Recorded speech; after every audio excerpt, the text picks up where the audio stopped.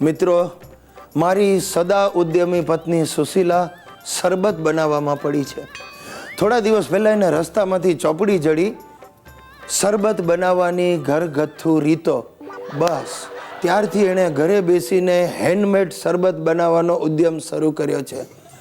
એ મને કહે છે કે હું ઘરે શરબત બનાવીશ, પછી આગળ વધીને ઠેર ઠેર શરબતની દુકાનો ખોલીશ અને જોત જોતામાં લખપતિ બની જઈશ. સાહેબ, આ ઘરના બારણા પરથી મારા નામનું બોર્ડ કાઢી નાખ્યું છે ને નવું પાટિયું માર્યું છે, સુશીલાબેન શરબતવાળા. અને એનું જોઈને અમારી સોસાયટીની બીજી નવરીઓ પણ ઉશ્કેરાય છે. અરે ઠેર ઠેર પાટિયા લાગી ગયા છે. હર્ષાબેન હાંડવાવાળા, ભાવનાબેન ભેળવાળા, બિનિતાબેન બટાટા વડાવાળા. અને બિનિતાએ સાલીએ તો નીચે પોસ્ટર પણ ચોંટાડ્યું છે, બડે અચ્છે લગતે હૈ. અને આ જોઈને સુશીલા ઉશ્કેરાઈ છે. મને કહે છે હું સિરિયલ બનાવીશ, પિયા કો પિલાએ શરબત વાલી. સાહેબ, સમજાતું નથી આ બધું ક્યાં જઈને અટકશે. અરે રોજ નવા નવા અખતરા ઘરમાં થાય છે. 2 દિવસ પહેલાં હમણાં સુશલીએ ખસનું શરબત બનાવ્યું ને બધાને કે જરા ચાખી જુઓ, ચાખી જુઓ. દાદા કે હું નહીં પીવું, આ ખસનું શરબત પીવાથી મને ખસ થઈ જશે, મારે ખણી ખણીને જીવ નથી દેવો. મેં કહું દાદાજી ભાઈ પી લો ને તો હું મરીશ આમાં. હવે આજે લસણનું શરબત બનાવવા બેઠી છે અને ડાયટ શરબતના તો 200 બાટલા રેડી કરીને રાખ્યા. હજી સુધી એક પણ બાટલો વેચાયો નથી. પણ સુશીલાનું માનવું છે કે એકવાર ગામમાં હવા ફેલાઈ જશે ને પછી લાઈન લાગશે. અને મારા બાપુજીનું માનવું છે કે શરબત પીધા પછી પૈસા પાછા માગવા માટે લાઈન લાગશે. સાહેબ, હું તો ભગવાનને પ્રાર્થના કરું છું સુશલી હિટ થઈ જાય ને તો હું કારણ વગર 2-3 લાખમાં ફિટ થઈ જઈશ. મારા વાલા દર્શક મિત્રો, ગુડ બાય.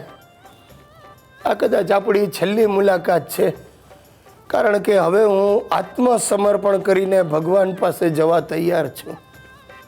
મારા શાળા શંભુ અને મારી શાળા વેલી હંસાથી હું ત્રાસી ગયો છું. હું જીવ આપવા તૈયાર છું. અરે પણ કાંઈ લોહી પી ગયા.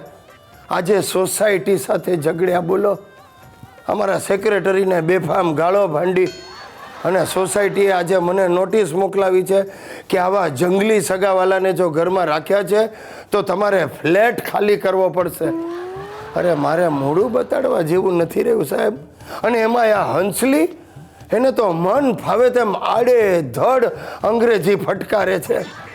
ઓ બનેવી રેડ, ઓ ગિરીશ રેડ, હું તો આજે રાજીની રેડ થઈ ગઈ છું. તમે તો મારા માટે બહુ લકી હો.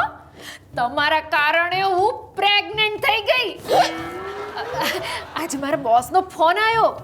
હું અમારી કંપનીમાં સુપરવાઇઝર તરીકે પ્રેગ્નન્ટ થઈ ગઈ છું. અરે મારી માં, પ્રેગ્નન્ટ નહીં પરમેનન્ટ કહેવાય. જરા બોલવાનું ભાન રાખો. આમાં ઓળનું ચોળ થઈ જશે, છૂટા છેડા લેવાશે ને શંભુલાલ લાત મારીને ઘરની બહાર કાઢી મૂકશે.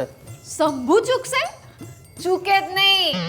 એ તો મારા માટેની જાત ઘસી નાખે ને એટલો પ્રેમ કરે છે મને. હા, એ શું બનેવીલાલ, શું વાત છે?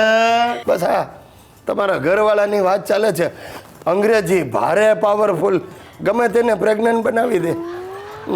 મારી હંસી કાઠિયાવાડી કબૂતર છે, એના કાન નબળા છે પણ મન મજબૂત છે. હો, અરે પણ તારી આ હંસી ગમે તેને મરાવી દેશે. ભાઈ, એને કહી દે કે અંગ્રેજીમાં બોલવાનું બંધ કરે. ના હો, એ તો કહેવાય જ નહીં. મારી હંસીનો અંગ્રેજી તો પહેલો પ્રેમ છે. એને હંસી એ બને વિરેડ. આજે તો માણેક જોગ જાશું ને શોપિંગ કરશું અને આચર પૂચર ખાઈને પાછા આવશું. ખાશું ને ફરશું ને કરશું. મારું જ કરી નાખજો. આમે તમારા ઘરવાળા તો પાકીટ ઘરે ભૂલીને આવ્યા છે, એટલે મારું જ કાટલું કાઢી નાખજો. માટલું?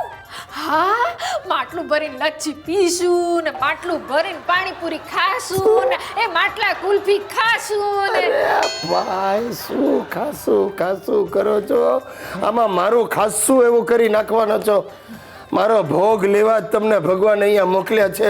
એ પ્રભુ, મને સાચે સાચું કહી દે, આ શંભુ યમદૂત તો નથી ને?